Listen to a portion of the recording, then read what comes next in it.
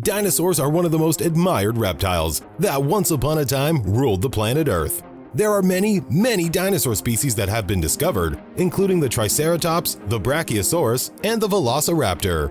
Don't forget that dinosaurs roamed the planet for about 165 million years, so all the different species didn't really live within the same geological period. For example, the Stegosaurus lived during the late Jurassic period, or between 155 and 145 million years ago, while the beloved T-Rex lived during the late Cretaceous period, which was 68 to 66 million years ago. So, which were the very first dinosaurs that appeared way before the Stegosaurus? How early did they appear?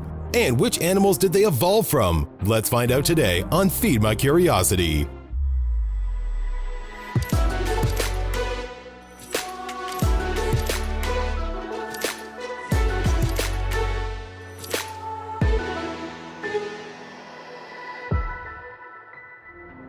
Trying to find out which animals evolved into dinosaurs is still being actively researched by scientists. What we do know is that their ancestors were around during the late Permian period, the period prior to the Jurassic period, when the first dinosaurs appeared. So let's see what the Earth looked like during this time. The Permian period lasted 47 million years, spanning between the end of the Carboniferous period, which was 298.9 million years ago, to the beginning of the Jurassic period, which was 251.9 million years ago, and is the last period of the Paleozoic era. During this time, the planet's continents were combined together to form one super large giant piece of land called Pangaea, with the rest of the planet containing one enormous body of water. The Earth was abundant with marine life, especially in the shallow coastal waters where there were lots of coral and sponge species. Sharks and rays, which grew and evolved during the Devonian period, also known as the Age of Fishes, were happily swimming around. Land life was also abundant, including the Archosauromorpha, which is a natural group of diaspid reptiles relating closest to archosaurs. Archosaurs were classified by having teeth in sockets, also known as the Tacondine condition, and a hole in the skull between the nostrils and the eye, known as the antorbial fenestra. They first appeared in the late Permian era and diversified, including the Archosauromorphs, which are a group of reptiles derived from the Archosauromorpha ancestors common in the late part of this era.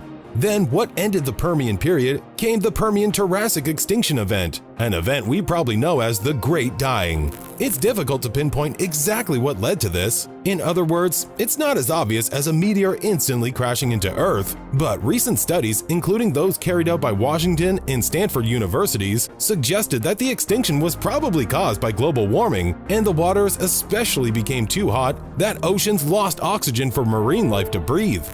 As the global warming continued, the surface and the bottom waters slowly mixed, raising the temperature of the once frigid depths of the seafloor. Methane-rich ices that had been frozen in the sediments began to melt.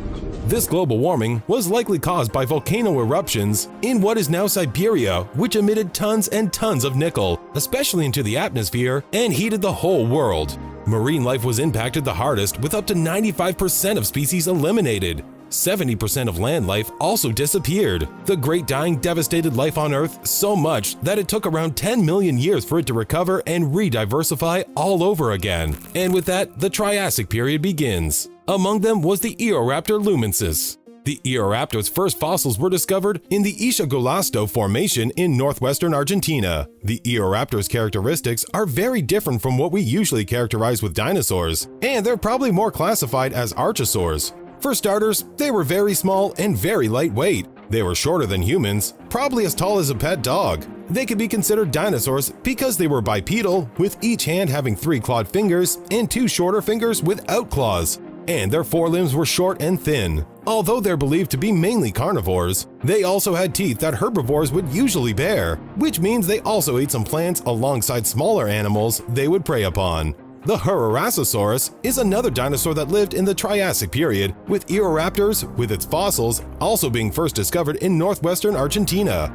They were also pretty small, but not as small as Eoraptors. They walked on 2 hind legs with shorter forelimbs. Along with being speedy and agile hunters, one physical feature that makes it unique from usual dinosaurs is that it had a sliding jaw, which probably made it easier for them to devour through their prey. Perhaps the most well-known early dinosaur that lived during the Triassic period was the Plateosaurus. They were taller than humans. An adult Plateosaurus would usually measure up to around 10 feet tall. They were also pretty long, measuring up to 7 meters, compared to the Eoraptor, which was just a meter long, and the Herosaurus, which measured up to be 3 meters long. Although their fossils, which were found across Europe and Greenland, were reconstructed in a variety of ways over the years.